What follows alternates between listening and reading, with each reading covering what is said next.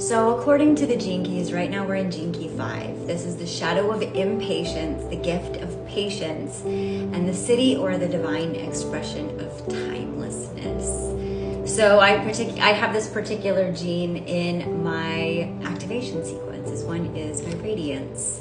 So I know this one quite well.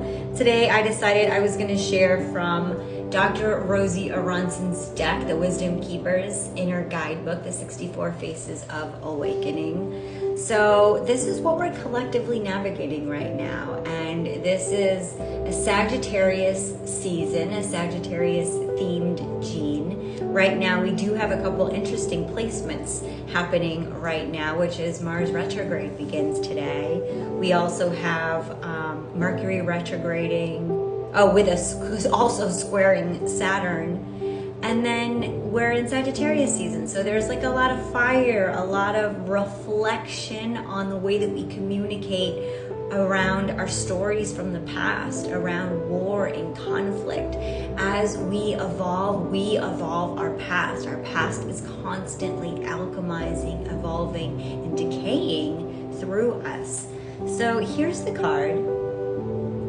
This lovely gentleman here showcasing the divine expression of timelessness, the gift of patience. So let's see what it says.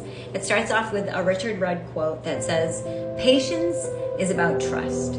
If you trust in life, you will trust life in every moment, even the challenging moments. And in doing so, you will always remain in the flow." So programming partner to this is 35, and this is the divine expression of boundlessness. Get the sun pouring through here. So we get timelessness, boundlessness, seeing how they play off each other. My wisdom story. When I was a young man, I was always in a hurry. My breath was shallow and my nerves on edge.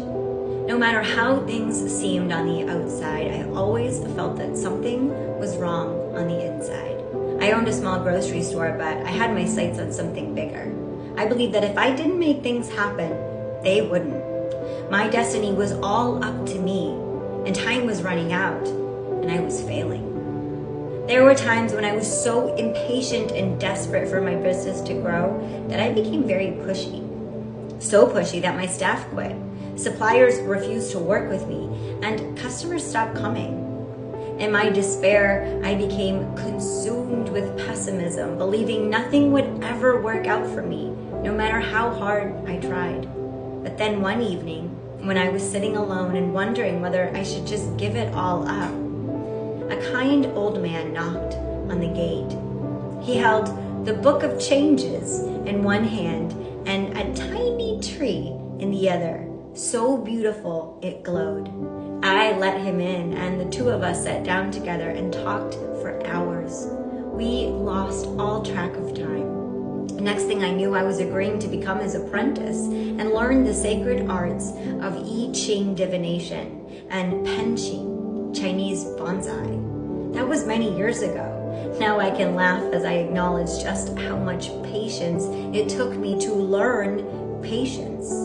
How many times my master had to remind me to slow down, breathe deeply, and accept whatever was happening in my life. There was no need to manipulate or conquer or collapse.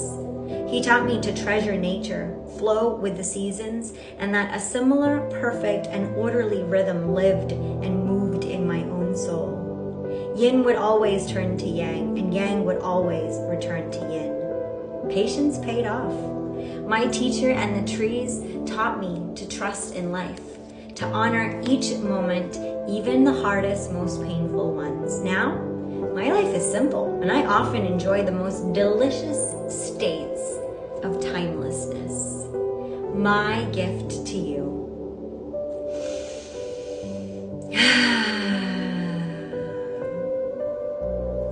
It is time to soften your shoulders and relax your breath.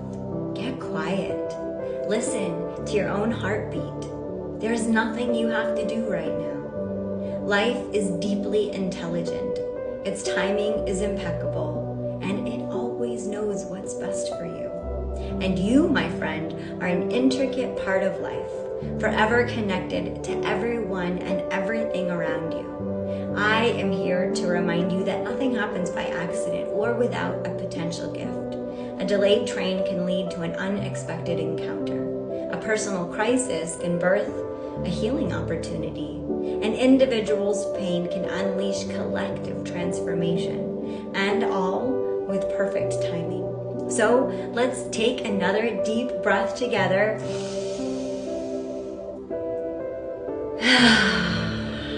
Let's step out of the way and befriend patience. Your soul will thank you for it. Questions for contemplation this week. Where in your life and with whom are you feeling most impatient? If you fully trusted in life's perfect timing and that nothing happens accidentally, how might your thoughts, feelings, attitudes, and relationships change? What might you do or not do differently?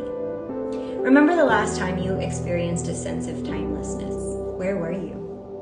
See if you can be more and hurry and worry less today. If you experience an uncomfortable feeling, tell yourself, I am embracing this feeling for all of humanity. Invitation to return all non-love with love and discernment and gentleness and empathy and consideration, reminding ourselves that we can be with one another in love. We don't have to be in love in the same way. We're in the frequency of love. And when we can remember and acknowledge that we are held within love, then we can find a way to love everything within this. Seeing a 5-year-old child in front of you, from the angry cashier, the person that cut somebody off, and just sending love. Saying, I don't accept, I don't tolerate war, and I return that war with peace. I return non-love with love. And in this space between is patience, is the grace, is the trust. Sending you so much love and trust and faith and peace. Namaste.